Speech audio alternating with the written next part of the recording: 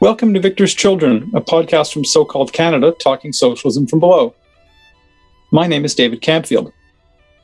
I live with my partner and cat in Winnipeg, Manitoba, which is in Treaty 1 territory, the traditional territory of Anishinaabeg, Cree, Ojibwe, Dakota, and Dene peoples, and the homeland of the Métis Nation. All those of us in the Canadian state who aren't Indigenous need to commit ourselves to the struggle against settler colonialism. For socialists, there's nothing more important than class struggle. And today, I'm very glad to welcome two people to Victor's Children to discuss class struggle today and tomorrow. From Calgary, Kate Jacobson, and from Toronto, John Clarke. Would you like to introduce yourselves to the listeners? Maybe Kate first? Absolutely. Thanks for having me on the podcast, David. My name is Kate Jacobson. I live in Calgary, Alberta, where I am the host of a podcast called the Alberta Advantage, as well as working as a union organizer. Okay. And I'm John Clarke. And for 28 years, I was organiser with the Ontario Coalition Against Poverty in Toronto, involved in the struggles of that organisation. And for the last while, I've been the Packer Visitor in Social Justice at York University here in Toronto. All right, thank you. So let's dive in and talk about class struggle. Because, in Canada today, there are even lots of people on the left who don't understand class struggle the way that socialists like ourselves do. I've even heard people say that class struggle means to them, that life's a struggle for poor people. So how do you explain class struggle? What is it to you? So I think this is kind of a misunderstanding of the word struggle. It's not that life is hard or things are difficult for some people. And the meaning of the word struggle has really shifted over time. In our society now, it basically means like getting through adversity or surviving something difficult. I don't think this is the right way of understanding the concept. So, maybe instead of class struggle now, it would be easier if we said like class combat or class fight or class wrestling match, because the idea of class struggle is really about conflict. And for me, it gets at the fundamental fact of social relations that there is an antagonism in class society. There are different classes. Those classes have different interests, and these interests are at odds with each other. So you can't satisfy both groups at the same time. They're in conflict. And those two classes are that most people don't own the assets that produce and reproduce life in our society. And instead, they work for a wage doing the work of producing and reproducing life in our society. But those people, workers, basically have no say in what society looks like, how it is directed, who benefits from work, how kind of the value they produce is allocated. And through work, workers reproduce the conditions of daily life. We also produce an enormous surplus, but we don't get to decide how that shapes our society or shapes even like the nitty-gritty of our own lives. So for me, class struggle is about who gets to control the way our society is organized and who benefits and how we allocate the benefits of the work we do. Yeah. Yes, I of course agree with all of those sentiments, and but at the same time, I think the thing I would stress about the analysis of a class struggle is that it flows from the fact that the society we live in is certainly class-based, but between the classes there is an exploitative relationship. That's what fundamentally defines this society more than anything.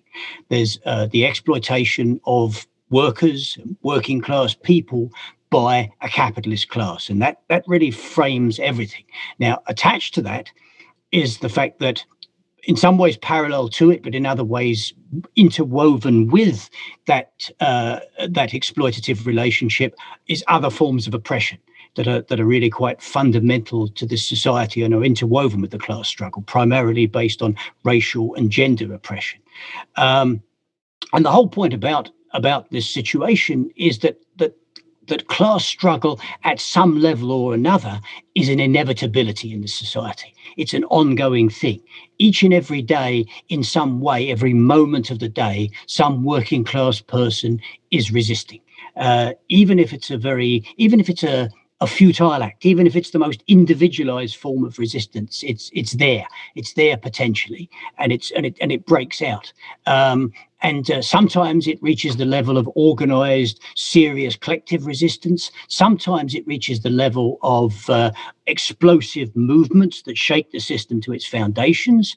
And there are even points at which it isn't no longer a question of resistance, but it's a question of actually challenging the ruling class in this society for power. And if we're talking about socialism, that precisely is what we all live for.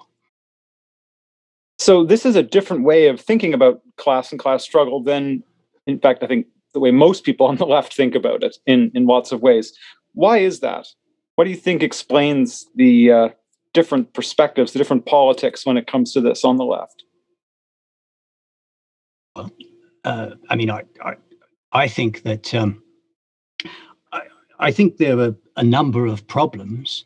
I think people underestimate the capacity of working class people to resist. I think there are moods of pessimism that set in, particularly in a period like this where pessimism has some material basis, where there have been defeats, where there are enormous difficulties.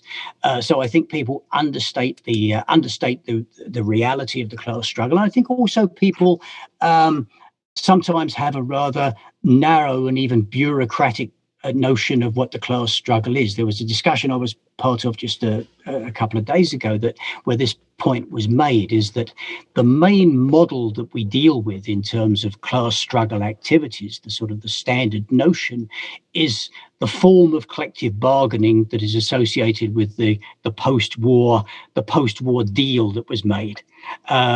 And so other forms of working class struggle tend to be downgraded or even ignored. So that, for example, at the moment in Toronto, right outside of the workplace completely, you have working class tenants in poor racialized communities resisting mass evictions. That's very much part of the class struggle. The upsurge of resistance that broke out initially in the United States and internationally following the police murder of George Floyd last year, that was very much part of the class struggle. So I think people miss it because they have a very narrow, a very pessimistic, or a very bureaucratic view of what the class struggle is. I also think that understanding the world we live in terms of a conflict or an antagonism is quite uncomfortable for some people because it requires you to choose a side. If you come to this understanding that there's fundamental conflict in our society, that we can't resolve things to where both classes get what they want, you're sort of forced to make a decision about which side you're on. And we also live in a society that, encourages people to think of problems in technical ways, like the idea that the issues that exist in our society are technical ones that have technical solutions. So the reason work is bad and miserable is because there needs to be some kind of new program that manages workflow, or the reason there's not enough housing is because we need to build more of a certain specific type of housing, rather than what's actually going on is there's a conflict and you can't resolve the contradictions with a technical problem. So a great example of it that I think about a lot living here in Alberta is sort of pipelines, which is, you can't live in a society where both Indigenous people have control over their traditional territories and the ability to make decisions about what projects happen in those territories, and at the same time live in a society where fossil capital is able to, strip mine the boreal forests and accumulate capital. Those two things can't happen at the same time. They're fundamentally opposed to each other. And that can be very uncomfortable for people, because when you make that decision and that analysis of oh, this is the way our society is organized, you are kind of dispelling a lot of illusions about yourself, the future, your place in society that you might prefer to hold on to.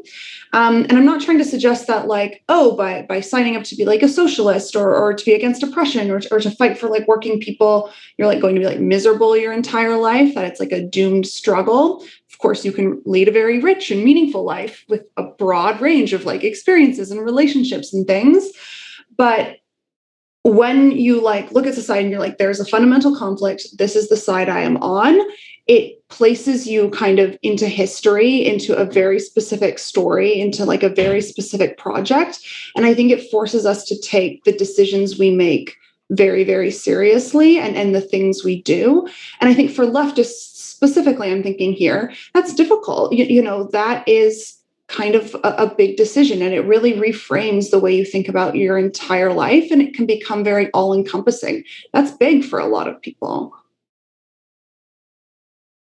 So clearly life is getting harder for many people in this society. This is not just with a pandemic. This has been happening for years before. Yet the level of class struggle in the society is quite low. How do we explain this? I mean, you're 100% right in like making this observation. Every few months, I see a study that shows the rich are getting richer, poverty is increasing, household debt is increasing. I don't think you can really look at the material circumstances that are happening and say like, oh, things are getting better. Like we're really trending towards a more just and equitable world. One of the reasons for this is that the organizations and institutions that historically organized and structured class struggle are relatively weak compared to other periods of history. I am referring to unions here as organizations in the global north that like historically were one of the major organizations that structure class struggle. John alluded to this earlier, but like there is a reason for this, which is in the post-war economy, governments in North America were faced with waves of strikes, growing worker militancy. And one of the ways they dealt with this was by giving labor relations a legal framework. In Canada, it's what's known as the RAND formula. It is the US equivalent is something called the Taft-Hartley Act. And what this did is it largely made the most powerful weapons of organized labor illegal. So it means no wildcat strikes, no solidarity or secondary strikes, no closed shops. And all of this is wrapped up in a very healthy dose of anti-communism. And it also put more emphasis on the role of unions in administering and negotiating collective agreements. And this was seen as, kind of like an acceptable long-term compromise for capitalists. In my opinion, it's actually a very interesting example of how the long-term interests of capitalism sometimes require you to do things against the short-term interests of capitalists or specific firms. And this was an acceptable compromise because it meant production wouldn't get disrupted by worker action, and grievances workers had could be put on a predictable time frame that is extremely bureaucratic, that is extremely disempowering, that is extremely individualizing, and does not encourage workers to talk with each other about the collective problems that they face. Unfortunately, this whole thing really had the long-term effect of depoliticizing working class life. And I don't want to suggest here that like unions were at any point, the only vehicle of working class life, but certainly they were like an absolutely like major part of it. And now that unions, broadly speaking, are not fighting for an alternative political vision, they're not articulating what society might look like instead of the way our society currently looks like. They're narrowly focused on like the next round of bargaining. Like how do we fend off X, Y, and Z attacks and just like protect the things we've managed to hold on to. That absolutely has a negative effect in terms of the way class struggle can be organized, particularly on and around the workplace. Although certainly at no point in Canada were the majority of workers ever in unions. Yeah, I think with Kate's remarks, we sort of start to get to the heart of things a bit here. I think the decades that we've gone through that forms, a major part of even my life, and for many people is their lives, has been one in which the deal that we've spoken about, the unspoken compromise of compartmentalized and contained struggles regulated by the state and only allowed to go so far, but with the quid pro quo being, generally speaking, rising living standards and concessions being made. That deal was sort of revoked by probably the late 1970s by the other side, and the concessions stopped coming, but the deal remained brokered.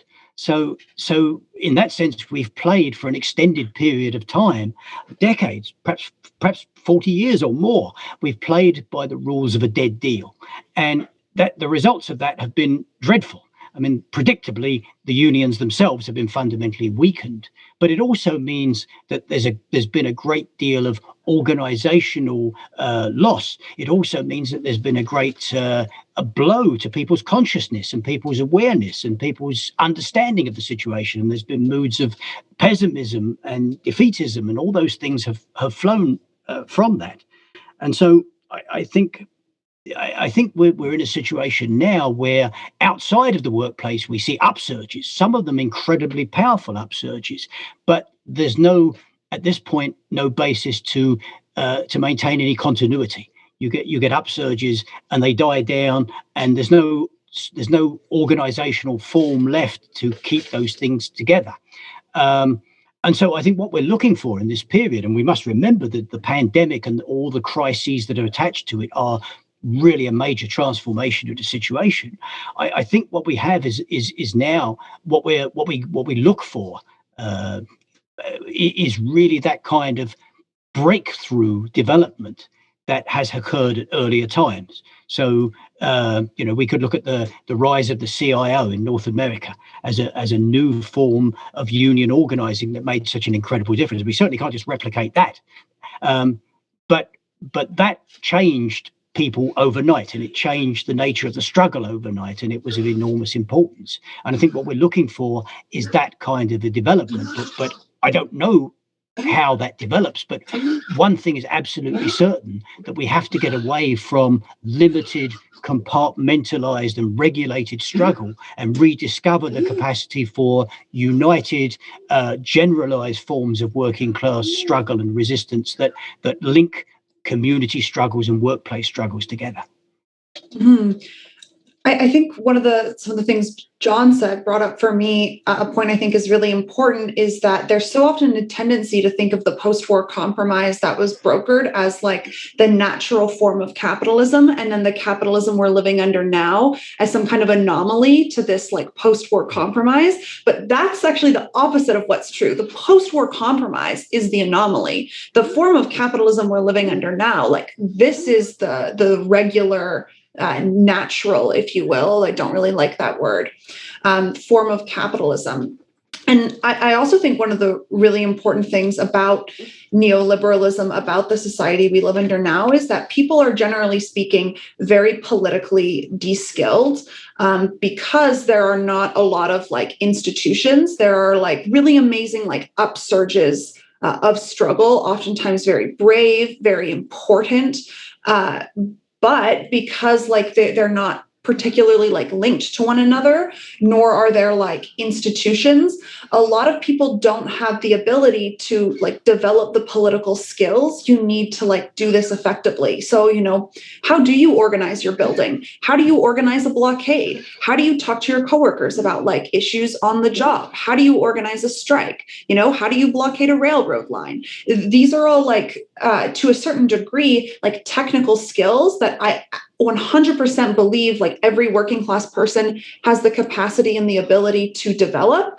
But if there aren't like, people aren't just going to develop them magically by like seeing injustice in society. That there are things you have to learn how to do and how to practice. And I don't know if there are necessarily like a lot of situations or places in our society right now where people have the ability to do that. And I think that really limits political struggle when there are these moments, because we don't necessarily know how to take advantage of them in really serious ways.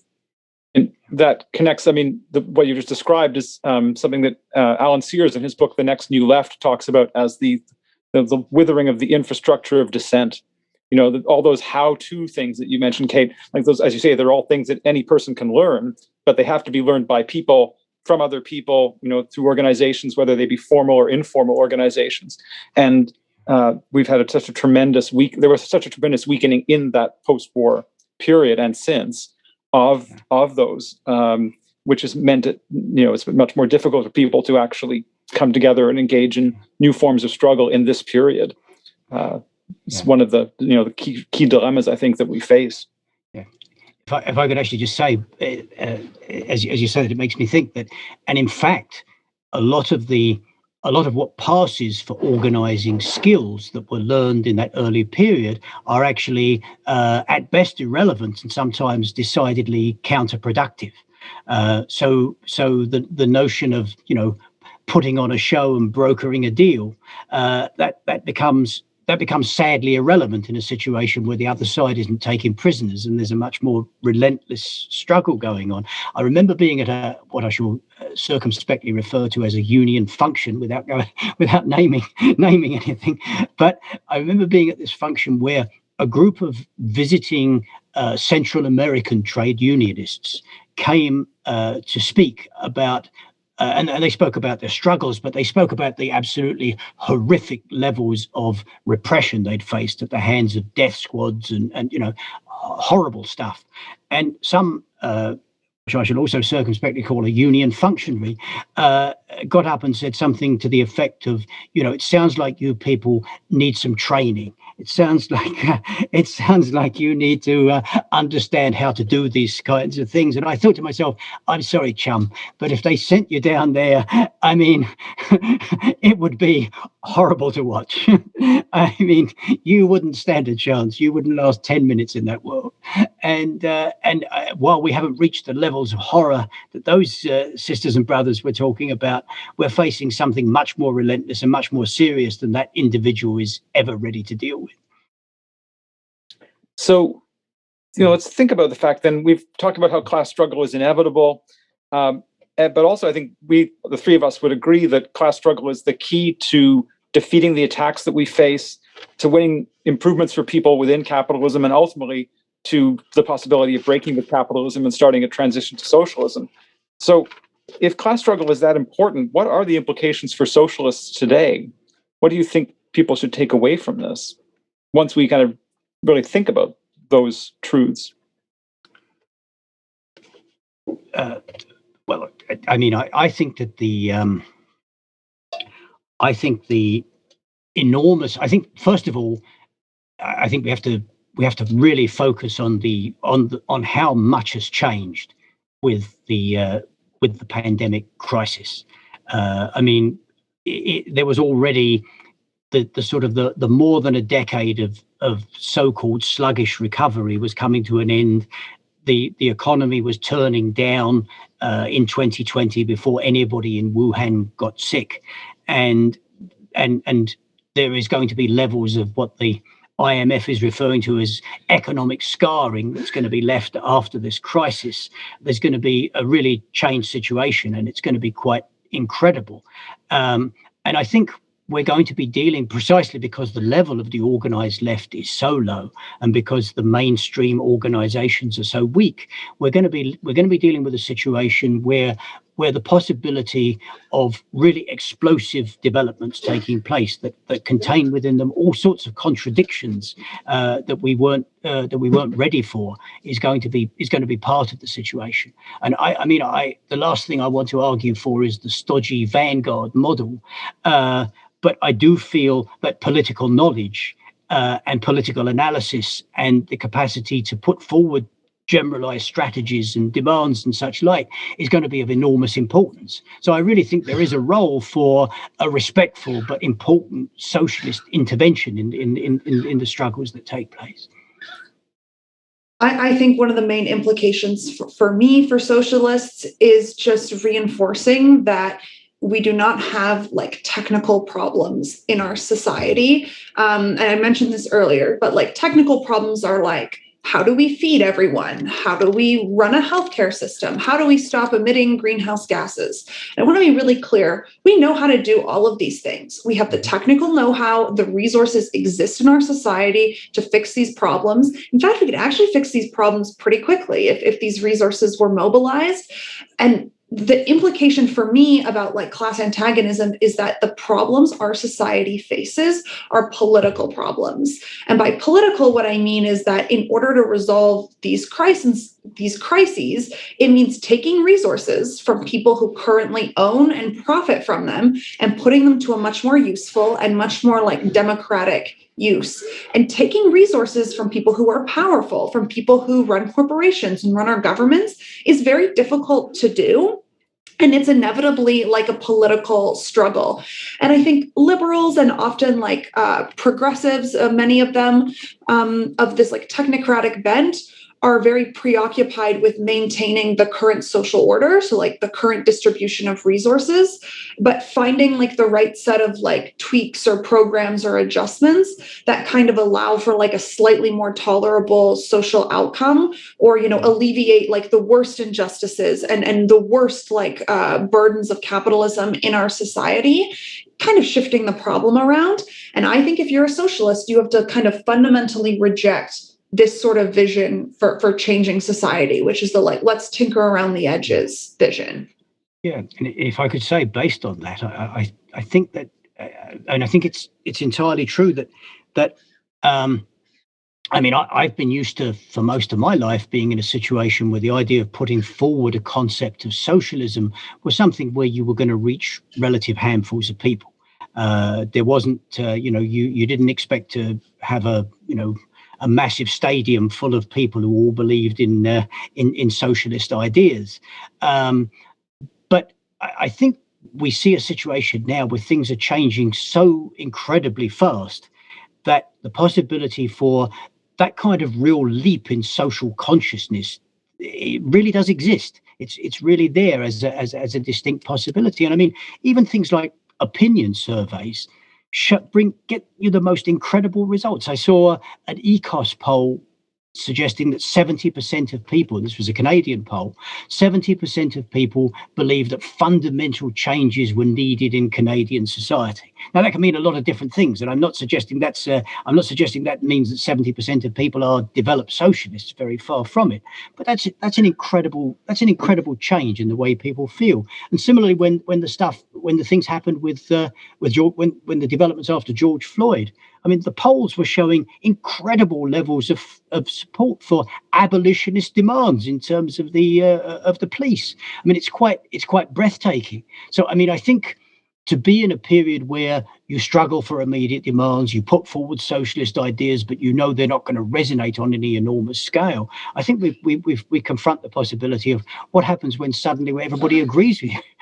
What happens when you're suddenly in a situation where socialist ideas no longer are a tough sell, but socialist ideas actually correspond to people's life experiences and they're drawing those conclusions? How does that transform our own political practice? And how does that transform the struggles of movements when people don't just want to get some immediate concessions, when people really want to see in a very real way a different kind of society? I think that's incredibly exciting. I didn't expect things to change so fast in terms of what's happening with this crisis that's broken in the last while.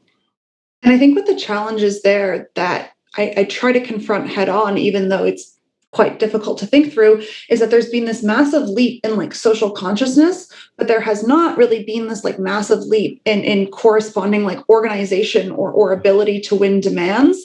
And when I think through like 2020, there's so many varied forms of struggle that none of them really like accomplish their goals. Many cities in America that saw massive mobilizations and uprisings in support of the movement for Black lives then had their city councils pass increases to the police budget later this year. In February of 2020, we saw like mobilizations coast to coast in Canada in solidarity with the Wet'suwet'en, who were fighting, the CGL pipeline on their territory. And yet that pipeline is being built and people are facing very serious charges for participation in those actions. We also saw the failure of the Bernie Sanders campaign in a more like traditional electoral mode of challenging politics. So for me, it's like I'm looking at these things and I'm thinking, wow, like there is a leap in social consciousness. Clearly the will is there. People care about these things. They're thinking about these things. But like those are all three quite varied forms of social struggle, varied forms of like demands, and all of them were ultimately unsuccessful. There was a massive wildcat strike in Alberta last year, which is pretty unprecedented for Alberta, across like 51 hospitals and health centers, and yet the government didn't back off on its plans for healthcare privatization. So seeing like the failure in an immediate sense, obviously like long term, I think all of these things will have massive ramifications. is really challenging for me to think like, okay, there's a lot of things that aren't working. What are forms of struggle that are going to allow us to win? I don't have the answer to that, by the way. Right. And I think there's also the question of, as this, what's wrong and what needs to change becomes increasingly clear to large numbers of people, but they don't have the experience of self-activity. They don't have the experience of winning. In that period, people can have an increasingly sharp critique, but we don't have practice to test ideas against in the way that will be most helpful for actually allowing people to figure out what kinds of politics will take us forward and which politics won't. So I think that's a real problem on the left, that it's, of course, it's in many ways, certainly in my lifetime, it's never been easier to make the case that we need an alternative to capitalism. But in a time when the level of struggle is so low, the idea that this is going to be an alternative based on, or that we can only win through class struggle is a harder argument to make, a harder argument to win for people. I guess just moving on, mindful of the time, I just want to mention something which was kind of alluded to a little bit earlier about how in recent years we've seen some mobilizations which get described as strikes, but which don't actually involve withdrawal of labor, or at least very little withdrawal of labor. And the one that certainly stands out most for me, although it's not the only one, was the global climate strike at the end of September of 2019. Would you say these are forms of class struggle, or what's their relationship to class struggle? So I think in a sense, yes, especially when students don't go to school, like the work that student climate strikers do, the work of like being a student is part of like reproducing workers in capitalist society. It's unpaid, but I do still think it's work. It's the work of reproducing humans as educated members of the workforce that's being interrupted. So I think it does fit the definition of a kind of class struggle. And I think there's, more intense versions of student strikes like the Maple Spring or the Printemps Érable in Quebec, which like obviously I would say that is certainly a form of class struggle. With that said, though, and like not to knock or criticize the work that climate strikers are doing, I think it's great. It will probably like grow into something even greater. I do think the tendency of calling just like large marches strikes is not great. And this might just be because I'm kind of a crank, but it really bothers me because for me, as a strike is a coordinated refusal of labor, a coordinated refusal of going to work and either reproducing social life in the case of like teachers, hospital workers, or producing surplus value in the case of like, I don't know, grocery store workers. Until a set of demands are met. Like that's what a strike is. A bunch of people like going to a rally or a demonstration is great. Like it's a great tactic. I've organized them. I've participated in them. I think there's a time and a place for them. But I also think that it is not a strike. It is a rally or a march. And I also think we should think about strategic prioritization in our movements. Like, what is the most effective form of resistance to capitalist accumulation? I mentioned that the solidarity with like Wet'suwet'en from February of 2020. I think one of the reasons that was so effective is because people in that movement were thinking very strategically about like, how do we block flows of capital? Like, we're blocking like the entrance to the port in Vancouver. We're blocking like railroads, which like allow capital to flow around the country. And that's very important, like that strategic edge to what we do as organizers and as people in the movement, I think. Yeah, absolutely. I mean, I think, yes, I think we can't be promoting, protest activity. As important as protest activity is in building things up, we can't promote that as on a level with the strike. There was even a situation in Ontario a while back where people built online something they called the General Strike, which was a small protest at the Ontario legislature, which I think was tactically an unfortunate way to present things. I mean, there are struggles outside of the workplace that are not just registering a protest, but do actually have a real consequence economically and in terms of political crisis for the system we're confronting. The Wet'suwet'en struggle was absolutely the case in point. I mean, what that got at was the global supply chain. Right? I mean, that's what it really struck at. And there's an incredible power there. I looked into it at the time, and they've even got specialized security companies that deal with protecting their global supply chain. They know how vulnerable their neoliberal supply system, actually is. Blocking evictions. If that can be done effectively, that has massive political and economic consequences for our class enemies. But having said all that, I don't think we can deny or can kid ourselves that we're going to build the kind of strength that we need without a capacity to actually withdraw labor from the workplace. I think that's going to be absolutely, the essential component of the struggle, and we do find ourselves held back by precisely all the mechanisms of compromise and the gatekeepers of that compromise, and that is for us a major problem.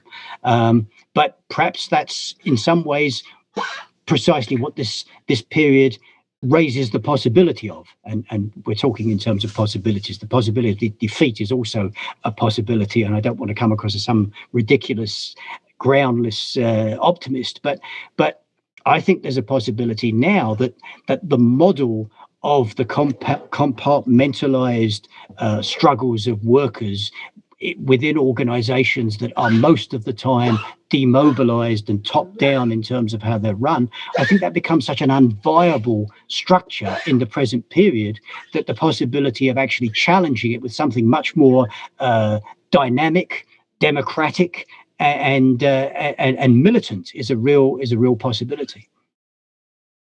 Now, none of us pretend to have crystal balls. We cannot predict the future in any detail. But that said, do you have any other thoughts about the future of class struggle in this society that we haven't brought up yet that you think would be worth mentioning? I think it really lies in the fact that, I mean, on the one hand, I don't think you can. I don't think we want to. The role of socialists, if it's to be a viable one, is not to be this sort of, elitist, preachy body that goes in and believes it has all the answers. But that doesn't mean that there isn't some value in a socialist analysis. And I think we're in a situation now where the period we're in is going to be so incredibly volatile and so incredibly unpredictable that there's going to be a need to intervene in situations and in ways we hadn't really anticipated. And I think, and I stress it, I think many of the struggles that break out are going to be highly contradictory, with both reactionary and progressive elements all sort of mixed in together. I mean, this comes up in a number of struggles that have taken place globally in the last while. So the yellow vest struggle in France, for example, that really, there were people on the left who simply denounced that as a far right mobilization, because unquestionably those people, very largely and mainly white people from smaller centres that were participating. Yes, there were some very unfortunate things that were said and ideas that were put forward as part of the mix, but to dismiss that struggle as something that was just sort of hostile alien mobilization was, I think, to miss the point entirely. I think the issue is to try to intervene in those kinds of things. And the other example that occurs to me that really expresses that is what's gone on in Hong Kong, where you have this mobilization where unquestionably you have people waving Union Jacks and stars and stripes, and there's a section of the left that's ready to say, oh well, it's just just reactionary. But you've got 2 million people in a city of 7 million people taking to the streets, confronting this neoliberal hell that's being created in the city that they live in, and that points to something that has immense possibilities. But the need to intervene in those ways, in those kinds of situations, in meaningful ways, I think is of enormous importance. I think that all trends point to things becoming more difficult, more entrenched, and more crisis prone. I think inequality and climate change are really only going to get worse, and that there are huge crises on the horizon, and the only way to get a favorable result is to engage in class struggle. And if class struggle does not occur, if we let these crises hit without contesting capitalism, without articulating a vision, a different vision for society, without fighting, we are probably looking at climate genocide paired with dystopian levels of inequality. And I think that is maybe a very like intense way of looking at it. And I'm certainly not suggesting that we should all just like become hedonists and like enjoy the rest of our lives and give up. But I think the scale of the problems we're facing are very high and very serious. And, we should be honest with ourselves about the odds and about how much power our enemies have. Yeah, I think that's enormously valuable. I mean, think of just what just happened in Texas, right? Where you've got an effect of the polar vortex of climate change, but you have, first of all, dreadful weather, but then you have the basic infrastructure collapsing, and the social and the physical infrastructure collapsing in the face of that.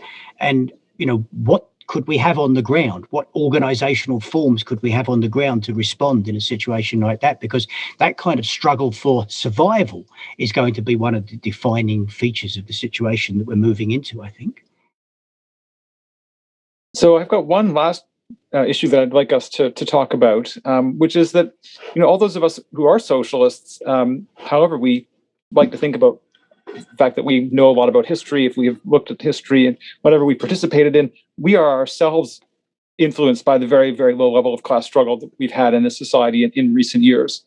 Certainly lots of socialists today who've never experienced anything more than this very low level of class struggle. But even those of us who've been through experiences like the Days of Action in Ontario, for example, that's quite a long time ago now.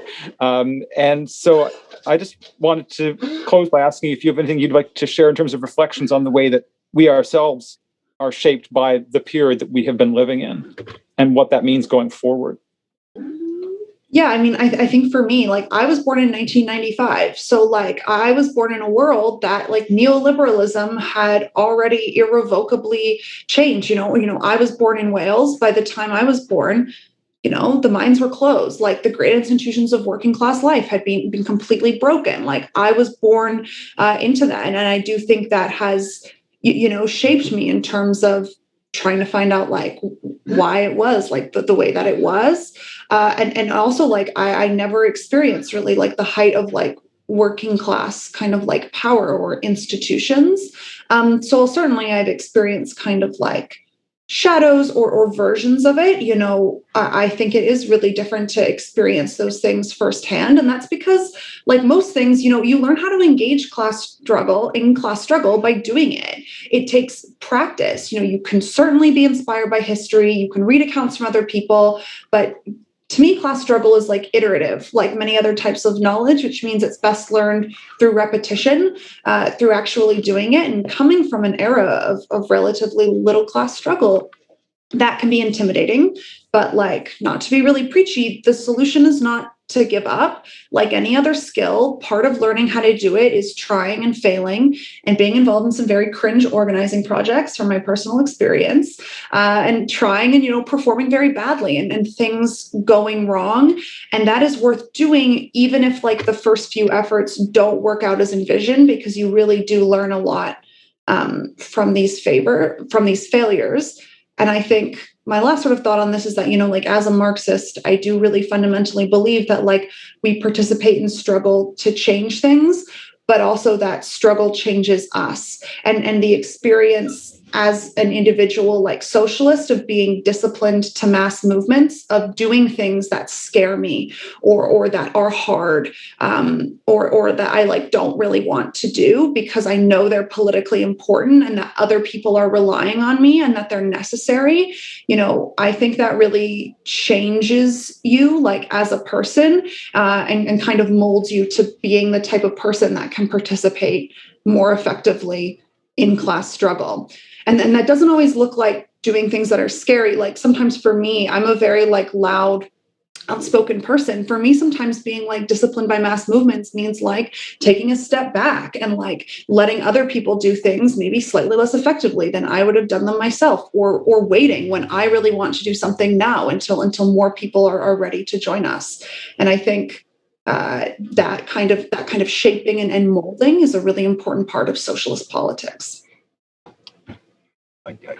I think in terms of socialists responding is, I mean, first of all, the situation probably is more dynamic and more incredible than we recognise. I think so I think our own sort of conservatism and failure to appreciate that is part of what we've got to grapple with.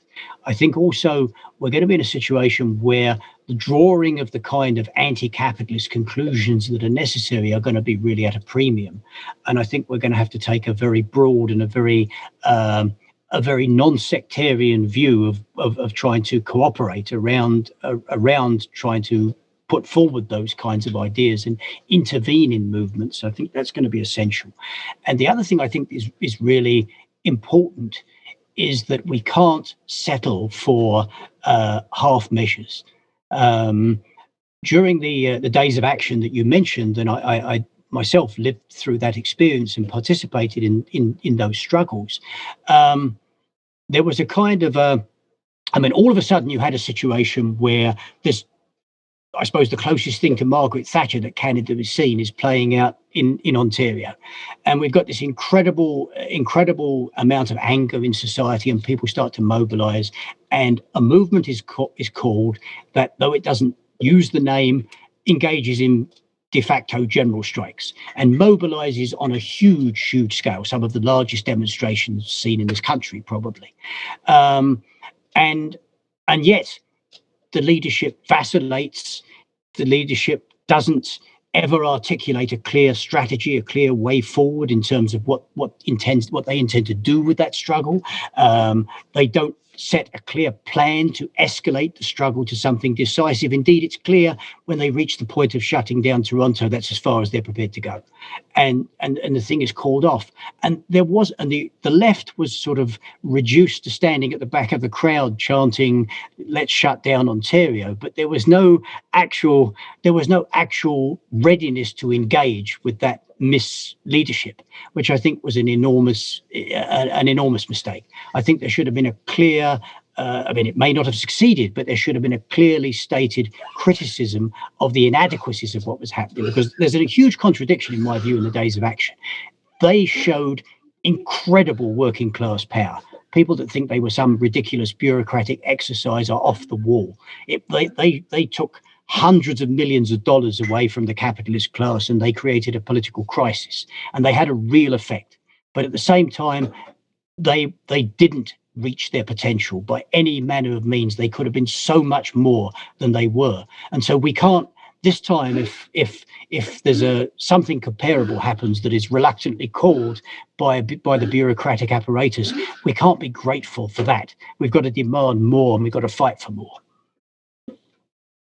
Well, thank you both. You both, I think, brought up some really important points for listeners to think about. And I think this discussion points to the need to have another discussion at some point about the state of the socialist left in this country, such as it is, and what do we do to actually strengthen it with a view of the struggles ahead. So thanks very much.